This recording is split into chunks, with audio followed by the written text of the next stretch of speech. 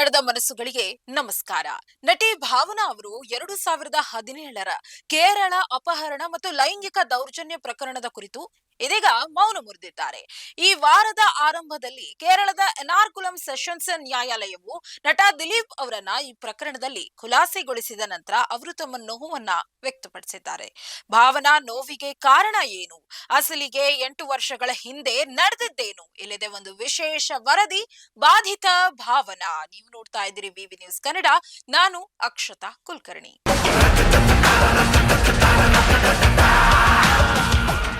ನ್ಯಾಯಾಲಯದ ತೀರ್ಪಿನ ನಂತರ ದೀರ್ಘ ಇನ್ಸ್ಟಾಗ್ರಾಂ ಪೋಸ್ಟ್ ನಲ್ಲಿ ಹೇಳಿರುವ ಭಾವನಾ, ವರ್ಷಗಳ ನೋವು, ಕಣ್ಣೀರು ಮತ್ತು ಭಾವನಾತ್ಮಕ ಹೋರಾಟದ ನಂತರ ಈ ದೇಶದ ಪ್ರತಿಯೊಬ್ಬ ನಾಗರಿಕನನ್ನ ಕಾನೂನಿನ ಮುಂದೆ ಸಮಾನವಾಗಿ ನಡೆಸಲಾಗುವುದಿಲ್ಲ ಎಂದು ನನಗೆ ಅರ್ಥವಾಗಿದೆ ಎಂದು ಹೇಳಿದ್ದಾರೆ.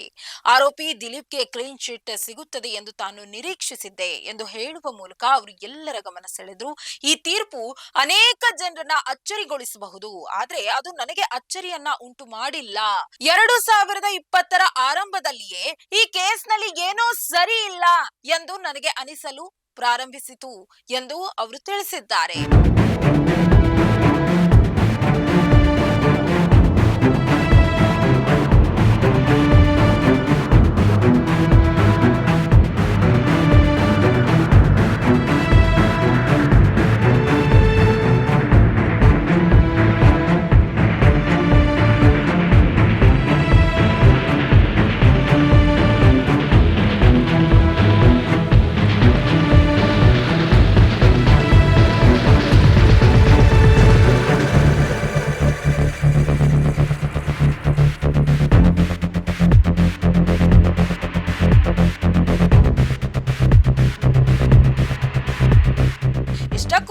ಅಸಲಿಗೆ ನಡೆದದ್ದೇನು ಗೊತ್ತಾ?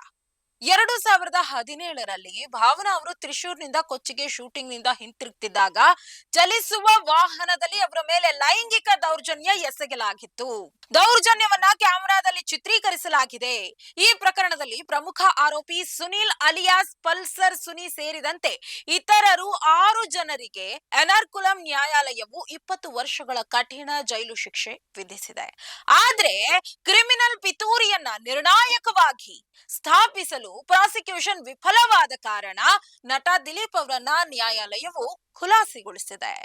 ದಿಲೀಪ್ ಅವರು ವೈಯಕ್ತಿಕ ದ್ವೇಷದಿಂದ ಗೂಂಡಾಗಳನ್ನ ನೇಮಿಸಿಕೊಂಡಿದ್ದಾರೆ ಎಂದು ಆರೋಪಿಸಲಾಗಿತ್ತು.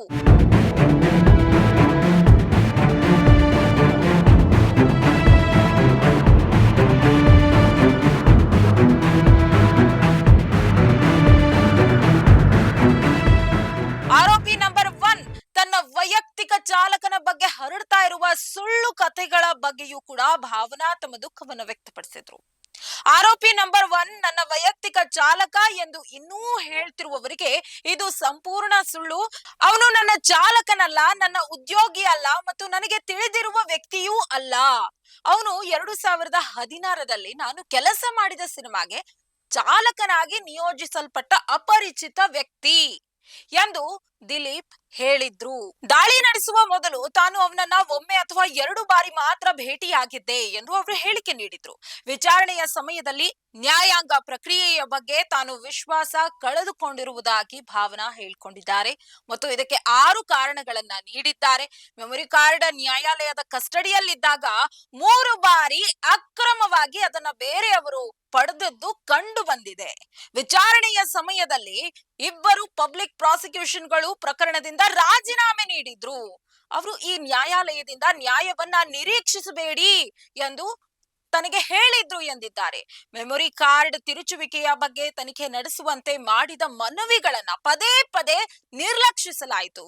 ಈ ಕಠಿಣ ವಿಚಾರಣೆಯ ಸಮಯದಲ್ಲಿ ತಮ್ಮನ್ನ ಬೆಂಬಲಿಸಿದ ಎಲ್ಲರಿಗೂ ಅವರು ಧನ್ಯವಾದಗಳನ್ನ ಅರ್ಪಿಸಿದ್ರು. 6 ಆರೋಪಿಗಳಿಗೆ ಶಿಕ್ಷೆಯಾಗಿದ್ದು ನನ್ನ ನೋವನ್ನ ಸುಳ್ಳು ಮತ್ತು ಕಾಲ್ಪನಿಕ ಕಥೆ ಎಂದು ಕರೆದ ಎಲ್ಲರಿಗೂ ಈಗ ಆರೋಪಿಗಳಿಗೆ ಆಗಿರುವ ಶಿಕ್ಷೆಯೇ ಸೂಕ್ತವಾದ ಉತ್ತರವಿದೆ ಎಂದು ಅವರು ಹೇಳಿದ್ದಾರೆ. ಒಟ್ಟಾರೆಯಾಗಿ ಪ್ರಸಿದ್ಧ ನಟಿಯ ಮೇಲೆ ನಡೆದಿದ್ದ ಲೈಂಗಿಕ ದೌರ್ಜನ್ಯಕ್ಕೆ ನ್ಯಾಯ ಸಿಕ್ಕಿಲ್ಲ ಅಂದ್ರೆ ಇನ್ನು ಜನಸಾಮಾನ್ಯರ ಪಾಡೇನು ಅನ್ನೋ ಪ್ರಶ್ನೆಯಂತೂ ಸಹಜವಾಗಿ ಭಾವನಾ ಹುಟ್ಟು ಹಾಕಿದ್ದಾರೆ. ಇದಾಗಿತ್ತು ಈ ಕ್ಷಣದ ವಿಶೇಷ ವರದಿ. ಬಾಧಿತ ಭಾವನಾ. ನೈಜ ಹಾಗೂ ತಾಜಾ ಸುದ್ದಿ, ಪ್ರಾಮಾಣಿಕ ವರದಿ, ನಿಷ್ಠೂರ ವಿಶ್ಲೇಷಣೆಗಳಿಗಾಗಿ ಸದಾ ಗಮನಿಸಿ ಬಿಬಿ ನ್ಯೂಸ್ ಕನ್ನಡ. ಇದು ಕನ್ನಡಿಗರ ಧ್ವನಿ.